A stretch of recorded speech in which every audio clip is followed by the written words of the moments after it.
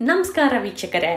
ಪ್ರತಿದಿನ ಬೆಳಗ್ಗೆ ಮನೆ ಹೆಣ್ಮಕ್ಳು ಮಾಡೋ ಮೊದಲನೇ ಕೆಲಸ ಅಂದ್ರೆ ಮನೆ ಮುಂದೆ ಸಾರಿಸಿ ಒಂದು ಸುಂದರವಾದ ರಂಗೋಲಿಯನ್ನ ಹಾಕೋದು.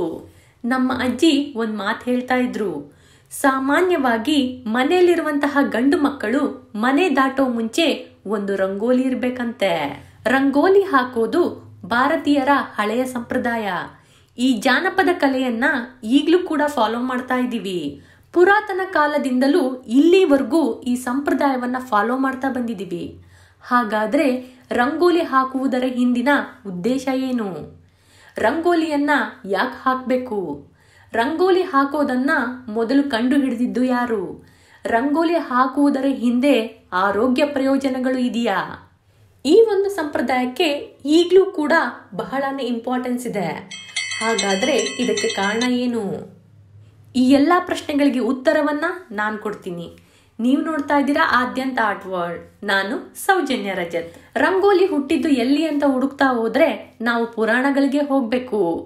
ಲೋಪಮುದ್ರಾ ಅಗಸ್ತ್ಯ ಋಷಿಯ ಹೆಂಡತಿ. ಇವಳು ಬಹಳ ಜ್ಞಾನವಂತೆ ಆಗಿರ್ತಾಳೆ, ಬಹಳಷ್ಟು ಸಾಧನೆಗಳನ್ನ ಮಾಡಿರ್ತಾಳೆ. ಲೋಪಮುದ್ರಾ ತನ್ನ ಗಂಡನಿಗೆ ದೇವರುಗಳನ್ನ ಪೂಜೆ ಮಾಡೋಕೆ ಅಂತ ಪ್ರತಿದಿನ ಸಹಾಯ ಮಾಡ್ತಾ ಇದ್ಲು. ಆದ್ದರಿಂದ ತನ್ನ ಗಂಡನಿಗಾಗಿ ರಂಗೋಲಿಗಳನ್ನ ಬರೆಯಲು ಶುರು ಮಾಡಿದ್ಲು. ಈ ವಿನ್ಯಾಸ ಅಗ್ನಿಕುಂಡ ದೇವಾಲಯಕ್ಕೆ ಬಹಳ ಸೂಕ್ತವಾಗಿತ್ತು. ಅಗ್ನಿಕುಂಡ ಪೂಜಾ ಸ್ಥಳವಾಗಿತ್ತು. ಹಾಗಾಗಿ ಲೋಪಮುದ್ರಾ ಪಂಚತತ್ವಗಳನ್ನ ಬಣ್ಣಗಳಾಗಿ ಬಳಸಿದ್ಲು. ಈ ಪಂಚತತ್ವ ಅಂದ್ರೆ ಆಕಾಶ, ಗಾಳಿ, ನೀರು, ಭೂಮಿ, ಬೆಂಕಿ. ತನ್ನ ಗಂಡನನ್ನ ಮೆಚ್ಚಿಸೋಕೆ ಅಂತಾನೆ ಪರಮೇಶ್ವರನನ್ನ ಬೇಡಿಕೊಂಡ್ಲು. ಆಗ ಪರಮಾತ್ಮ ಪಂಚತತ್ವಗಳನ್ನ ಬಣ್ಣಗಳಾಗಿ ಬದಲಾಯಿಸ್ತಾನೆ. ಆಗ ಈಕೆ ಒಂದು ಸುಂದರವಾದ ರಂಗೋಲಿಯನ್ನ ಯಜ್ಞಕುಂಡದ ಮುಂದೆ ಬಿಡಿಸ್ತಾಳೆ. ತನ್ನ ಗಂಡನನ್ನ ಸಂತೋಷ ಪಡಿಸ್ತಾಳೆ. ಇದೆಲ್ಲ ಪುರಾಣಗಳ ಕಥೆಯಾದ್ರೆ ಪ್ರಾಚೀನ ಕಾಲದಲ್ಲಿ ಗುಹೆಗಳ ಬಂಡೆಗಳ ಮೇಲೆ ಚಿತ್ತಾರವನ್ನ ಬಿಡಿಸ್ತಾ ಇದ್ರು. ನಂತರ ಚುಕ್ಕಿ ಮತ್ತು ರೇಖೆ ರಂಗೋಲಿಗಳಾಗಿ ಬದಲಾಗ್ತಾ ಹೋಯ್ತು. ಅದರಲ್ಲೂ ಹಳೆ ಕಾಲದ ಜನರು ಹಾಕ್ತಿದ್ದಂತಹ ಚುಕ್ಕಿ ಮತ್ತು ರೇಖೆ ರಂಗೋಲಿಗಳು ಹೆಚ್ಚು ವೈಜ್ಞಾನಿಕವಾಗಿವೆ ಅಂತೆ. ರಂಗೋಲಿಗಳಿಗೆ ದುಷ್ಟ ಶಕ್ತಿಯನ್ನ ದೂರ ಮಾಡಿ ಅದೃಷ್ಟ ತರುವ ಶಕ್ತಿ ಇದೆ. ರಂಗೋಲಿಯ ರೇಖೆಗಳನ್ನ ನೋಡಿದ್ರೆ ದುಷ್ಟ ಶಕ್ತಿಗೆ ಭಯವಾಗುತ್ತೆ. ಅದಕ್ಕಾಗಿಯೇ ಬಹಳಷ್ಟು ರಂಗೋಲಿಗಳನ್ನ ನಕ್ಷತ್ರದ ಆಕಾರದಲ್ಲಿ ಬಿಡಿಸ್ತಾರೆ. ನಾವು ರಂಗೋಲಿ ಬಿಡಿಸೋಕೆ ಇನ್ನೊಂದು ಕಾರಣ ಇದೆ. ಅದು ಏನು ಅಂದ್ರೆ ಮಾತೆ ಮಹಾಲಕ್ಷ್ಮಿ. ಸೌಂದರ್ಯ, ಸಂಪತ್ತು, ಸಮೃದ್ಧಿ ತರುವಂತಹ ಅಧಿದೇವತೆ. ಆ ಲಕ್ಷ್ಮೀ ದೇವಿ ಮನೆಗೆ ಬರಬೇಕು ಅಂದ್ರೆ ಮನೆ ಸ್ವಚ್ಛವಾಗಿರ್ಬೇಕು, ಸುಂದರವಾಗಿರ್ಬೇಕು. ಹಾಗಾಗಿ ಲಕ್ಷ್ಮೀ ದೇವಿಯನ್ನ ನಮ್ಮ ಮನೆಗೆ ಸ್ವಾಗತ ಮಾಡಬೇಕು ಅಂದ್ರೆ ಮನೆ ಮುಂದೆ ರಂಗೋಲಿ ಇರ್ಲೇಬೇಕು. ಇದರ ಜೊತೆ ನಮ್ಮ ಮನೆ ಮುಂದೆ ರಂಗೋಲಿ ಹಾಕೋದ್ರಿಂದ ನಮ್ಮನೆ ಇನ್ನು ಸುಂದರವಾಗಿ ಕಾಣುತ್ತೆ. ಈ ರಂಗೋಲಿ ಹಾಕುವುದನ್ನ ಇಂದಿಗೂ ಕೂಡ ಪಾಲಿಸ್ಕೊಂಡು ಬರ್ತಾ ಇದೀವಿ ಅಂದ್ರೆ ಇದರ ಹಿಂದಿನ ವೈಜ್ಞಾನಿಕ ಕಾರಣ ತುಂಬಾ ಜನಕ್ಕೆ ಗೊತ್ತೇ ಇಲ್ಲ.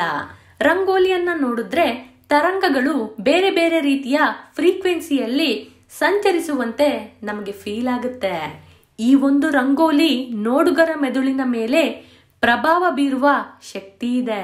ನಾವು ಬಿಡಿಸುವಂತಹ ಬಣ್ಣ ಬಣ್ಣದ ರಂಗೋಲಿಗಳು ಸ್ವಾಸ್ತಿಕ್, ಗೋಪದ್ಮ, ಶಂಖದಂತಹ ರಂಗೋಲಿಗಳನ್ನ ನೋಡಿದಾಗ ವ್ಯಕ್ತಿಯ ಮನಸ್ಸಲ್ಲಿ ನೆಗೆಟಿವ್ ಆಲೋಚನೆಗಳು ದೂರವಾಗ್ಬಿಡುತ್ತೆ.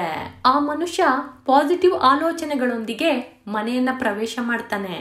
ಮನುಷ್ಯನ ಇಂದ್ರಿಯಗಳು ಯಾವುದೇ ರೀತಿಯ ಗುಡ್ ಫೀಲಿಂಗ್ಸ್ ಅಂದ್ರೆ ಒಳ್ಳೆಯ ಅನುಭವಗಳು ಬಂದ್ರೆ ಅವನ ದೇಹ ಪಾಸಿಟಿವ್ ಆಗಿ ಕಂಪನವನ್ನ ಮಾಡುತ್ತೆ. ಇದರಿಂದ ಅವನ ಮನಸ್ಥಿತಿ ಬಹಳ ಸುಧಾರಿಸುತ್ತೆ. ನಿಮಗೇನಾದ್ರೂ ನಾನು ತುಂಬಾ ಡಿಪ್ರೆಷನ್ ಅಲ್ಲಿ ಇದ್ದೀನಿ, ನನ್ನ ಮೂಡೇ ಸರಿ ಇಲ್ಲ ಅನ್ನೋ ಭಾವನೆ ಇದ್ರೆ ಒಮ್ಮೆ ರಂಗೋಲಿ ಬಿಡಿಸಿ ನೋಡಿ. ಜೊತೆಗೆ ಆ ರಂಗೋಲಿಗೆ ಬಣ್ಣಗಳನ್ನ ಹಾಕಿ.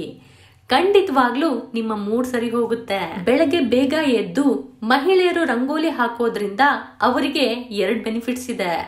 1 ದೈಹಿಕ ವ್ಯಾಯಾಮ, 2 ಮಾನಸಿಕ ವ್ಯಾಯಾಮ.